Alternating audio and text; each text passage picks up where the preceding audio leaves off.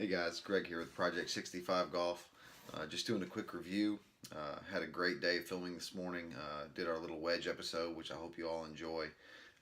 But really want to spend this evening digging into the brass tacks of starting to teach Ryan. So I've had a chance to fit him for quite a few things.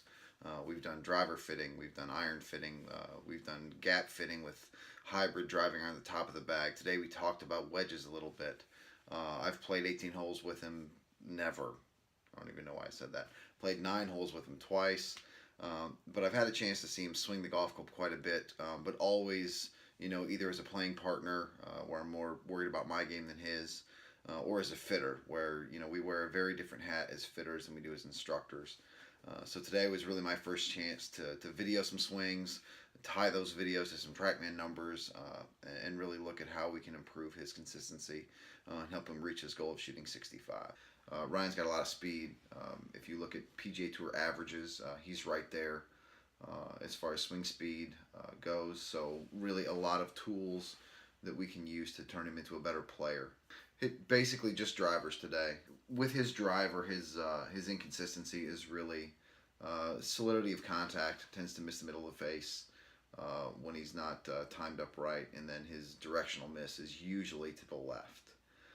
So I videoed some swings today, looked at some numbers on TrackMan, and really impressively so for a guy who swings it, in the mid one teens club head speed for driver. His path is very, very good. Usually slightly into out, from maybe -1.5 at the most, which is pretty rare. But most of his swings are between 0 and 1.5 to 2 to the positive over to right field into out. Just swinging just to the right of second base if you're looking at it from a batter's box. So for someone who swings that fast, have such a good path number is really, really encouraging. Very good thing to see as an instructor. So with that being the case, obviously the cause of his miss is his club face just being overly closed. So looking at what we found today, just videoed about 10 swings. Really, I think he only hit about 25 balls. It was a pretty quick session, hitting drivers at the end of our filming session this morning, and we found out a few things.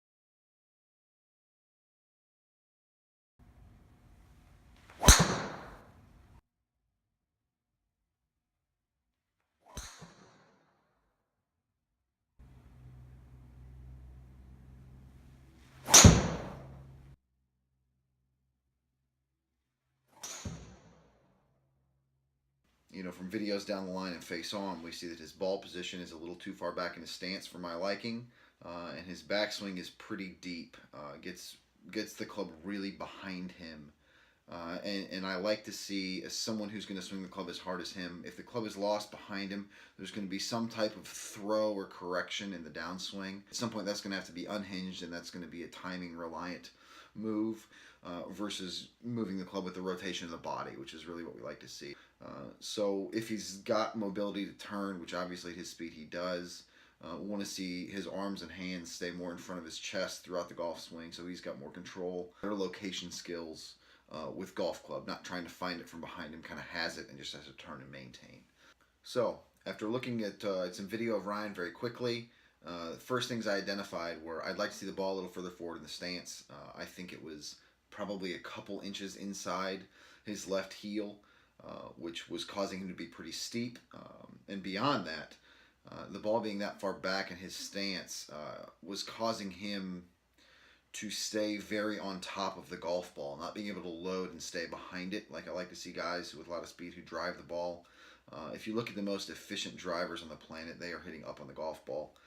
Really like to see that in my students. You get much more consistent spin numbers. So ball position moving forward. The big thing I saw when I slowed down Ryan's swing on video was that he was very, very lateral in the lower body from the face-on view. A very slidey move. And normally in the downswing we would want to see, the lead hip move slightly towards the target and then see some rotation, a little bump and turn, if you will. But his was just kind of this slide a little further, slouch, continue to slide towards the target, which is going to be, that's going to cause you to be very reliant on timing of the release of the golf club. There's really not any position at which he stopped sliding and started turning. So we talked about that a little bit, trying to put his left leg in the ground a little more. A little slide is okay, but try and get your left hip moving away from the golf ball, more of a turn after you get that initial bump towards the target. And this was a very quick session. We only spent about 20 minutes once he was warmed up. But in video, it's not a drastic difference, but I'll tell you, it looked better to me. And part of that may be the golf ball being forward. If you move the ball forward and tell the player to stay behind it, then that alone is going to stop the slide from being so exaggerated. Just that thought of, okay, the ball's up there and I'm going to stay behind it, rather than the ball's back and I'm going to have to cover it. So they're kind of moving past it almost in an iron type strike. And what we did, I really liked. The other thing we addressed was the club being kind of behind him, trying to shorten the backswing just a touch rather. There's lots of ways to talk about doing it, but I didn't try to get too involved with Ryan early on, just our first session. But what was really, really encouraging to me is that pretty much everything I asked Ryan to do, he was able to almost immediately impart, even if it wasn't a drastic change. Talk about the hip taking out the slide and adding a little bit more turn after his initial bump towards the target with the left hip. Very, very impressive as an athlete for him to pick it up quickly. And the encouraging part, I think, for both of us is that the results were instantly better. The last two drives that he hit went, well over 300 yards and were much, much straighter. So it's going to be a lot of fun. It's a really, really good start.